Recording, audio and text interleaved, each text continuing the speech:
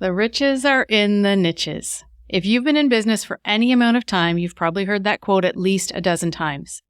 I attended PodFest in Orlando a couple of weeks ago, and I think I heard it at least 67 times there from the stage. I walked around for 4 days with niche envy. I don't know if you say niche or niche. I usually say niche. I'd be talking to someone and I'd ask about their podcast, to which they'd reply with some super sexy niche down thing like welders who love Jesus, or nurses who got fired, or speed daters who only wear purple. And here I am with human design, literally the answer to everything. Today on Unjaded, we're talking about how to use your human design to choose your niche, or if you can use your human design to choose your niche. I'm going to cover 3 places in your design where you can get a bit of an idea for what you're here to do, but spoiler alert, your design may not give you the answer that you expect. Welcome to Unjaded. I'm your host, Vicki Dixon. This is a podcast with a human design spin on building the life, the relationships, and the business that you were made for. Let's dive in.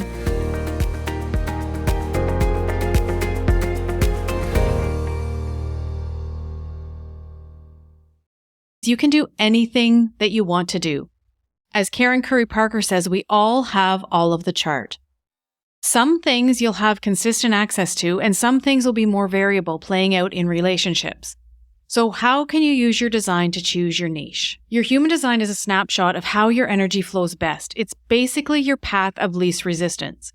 It's not going to tell you that you should be a teacher or a coach or a florist, but it will show you what you came here to communicate, who you're designed to work with, if you're designed to impact on an individual level, a group level, a community level, a whole bunch, as Sawyer would say, my granddaughter, a whole bunch of other stuff that's super helpful in building the life that you're here to build. Because that's what building your business is really about, right? It's not just about building your business. You're here because you want to have a full life. You're here because you value your relationships. You're here because you value your health. And you're not willing, or no longer willing, to burn your life down to get the business that you want. And that's where we can really lean into our human design. So what I've noticed is that niching down is easier for some types than it is for others. And I'm going to go through all of the types here so you kind of get an idea. And then maybe you can walk away from this feeling like, oh, okay, so that's why I'm having a little bit of a harder time with this, and let it breathe. So if you're a manifester, you can literally decide to do something, let people know what you're going to do. That's the informing piece. And then just go out and make it happen. You don't need anyone else to make things happen, and you sure as hell don't want anyone giving you their input. So in my opinion, and what I've seen with my clients, is that it can be easier for you to choose a niche and go for it than it can for a generator type. However, I will say that the conditioning of manifestors is powerful. Last week, I met with 3 manifestors in readings, which is kind of a high number for me in 1 week, because manifestors make up only 9% of the population. So it was interesting to have 3 of them in my reading space within 1 week. I was reminded of how we condition manifestors away from their power. All 3 of these women were thinking of starting a business, and they wanted help with, like, can I really do it?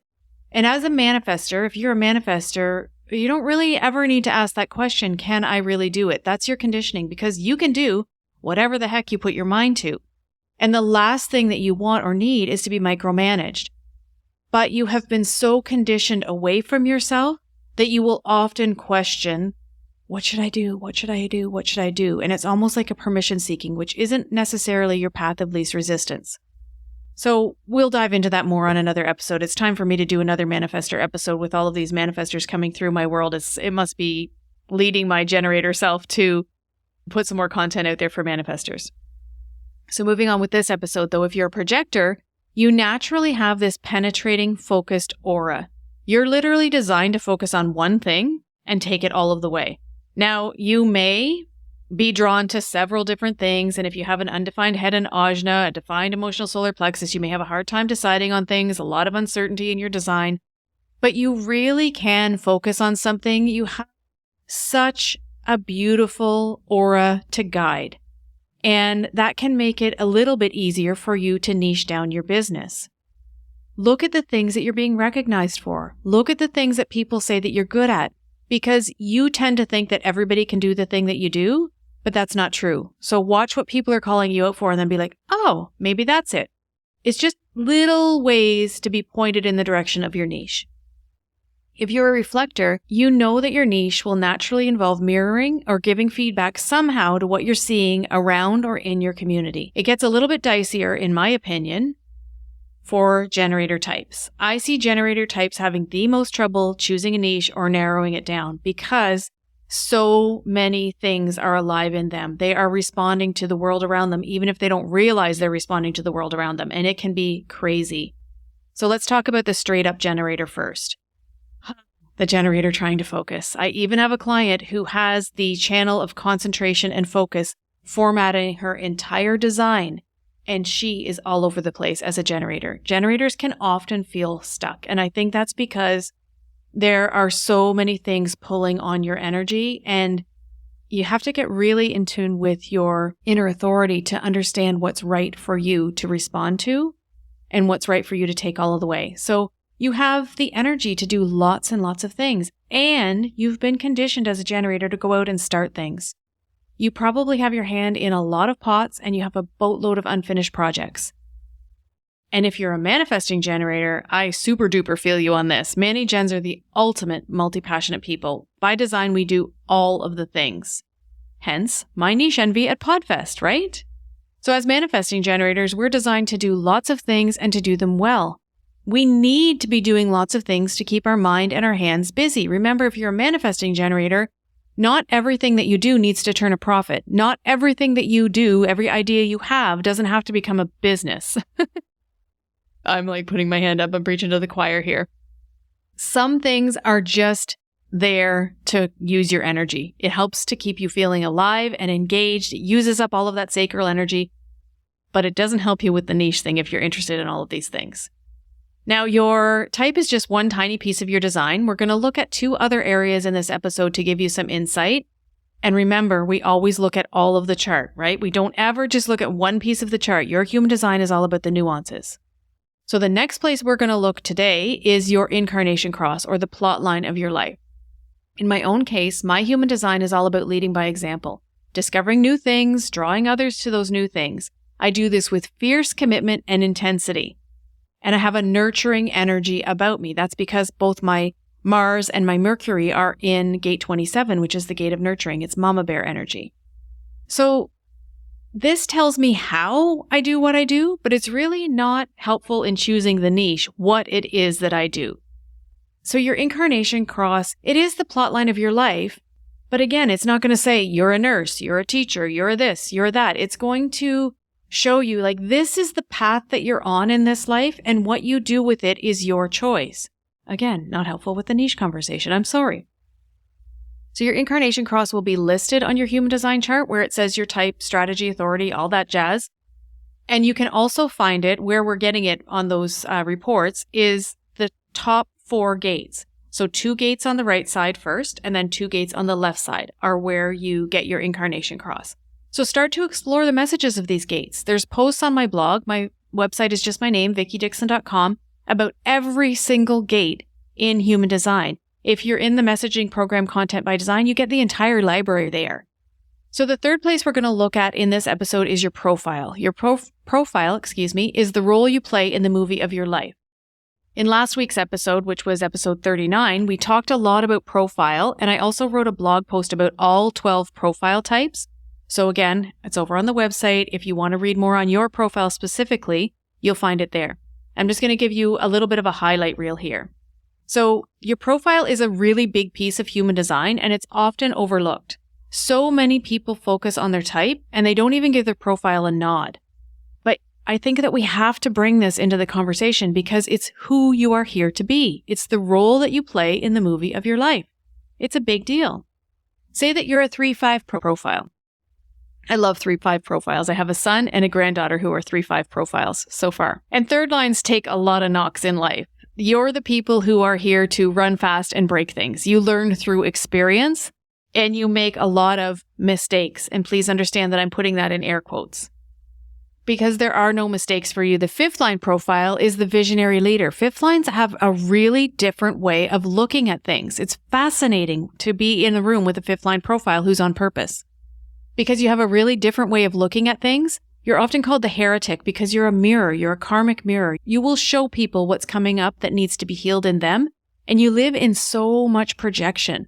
So this 3-5 profile is really super juicy and interesting. You just have to stand in the full of who you are as a 3-5 profile. So let's say someone else has a 4-6 profile. The 4-6 is a community-driven role model. So the 4th line profile is going to build connections and community around them like a boss. Everything is going to be about connecting with their network. And then the 6th line is going to, yes, have 3 phases in life, but ultimately it's here to be the role model. So very, very different from the 3-5 profile.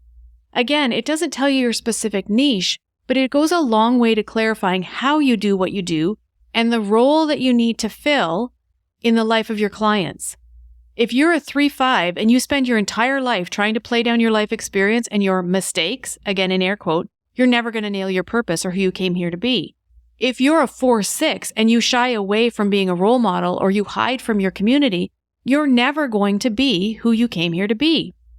And remember, again, human design is all about the nuances. We put all of the pieces of your design together, and somehow, sometimes over time, we land on a niche.